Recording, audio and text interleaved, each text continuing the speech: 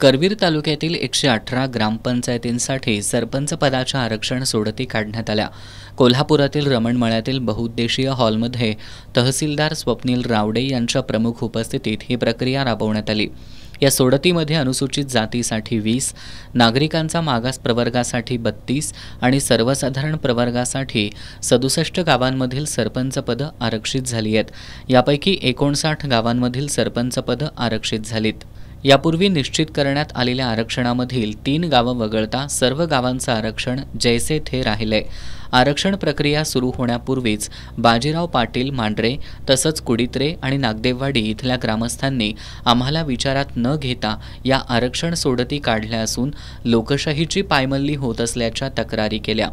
केरले आणि पडवळवाडी या गावात सलग महिला आरक्षण पडल्यानं या ठिकाणी पुरुषांना संधी कधी मिळणार असा प्रश्न काहींनी उपस्थित केला। यावेळी तहसीलदार स्वप्नील रावडे यांनी नियम आणि कायदे सांगून शंकांचं निरसन केलं।